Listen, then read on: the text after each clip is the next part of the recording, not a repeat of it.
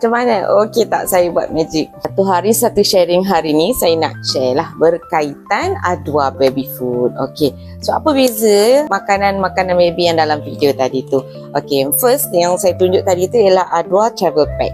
Dalam ni dia ada 5 pack kecil yang berbeza-beza rasa. Jadi yang ni selain pada ibu ayah yang nak bawa pergi travel, boleh juga dijadikan sebagai trial pack. Sebab dia ada beza-beza. Jadi kita boleh test lah anak suka yang mana. Kalau anak suka semua, alhamdulillah. Tapi mungkin kadang-kadang ada anak yang favourite dia. Kalau makan yang tu, dia makan laju. Jadi bila yang macam tu, bolehlah beli yang dalam bungkus macam ni. Beli yang dalam packaging yang macam ni, dia ada banyak. Dalam satu perasa tu dia ada banyak lah.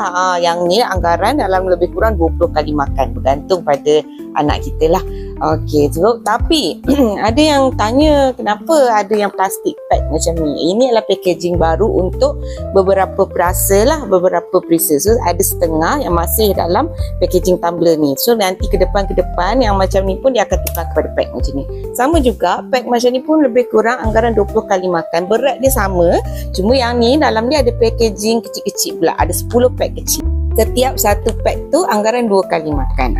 Jadi kalau kita nak buat untuk anak, kita buat setengah pack je dulu. Jangan buat satu pack terus. Bila kita bancuhkan, kita tambah air panas, dia akan kembang.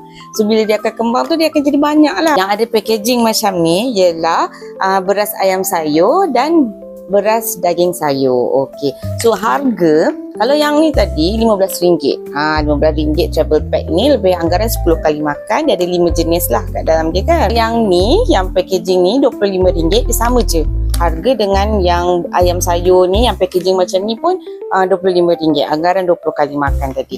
Jadi yang ni dia ada banyak lah, perasa-perasa lain tu semua masih dalam packaging yang bekas macam ni. Untuk ayam sayur dan daging sayur, dia ada packaging baru dah. Okay. Untuk ayam sayur dengan yang lain-lain tadi ni RM25, harga sama je. Cuma untuk daging sayur ni RM27. Berat sama dengan ni, sama, cuma sebab daging lebih mahal kan. Gitulah perkongsian untuk satu hari satu sharing hari ni.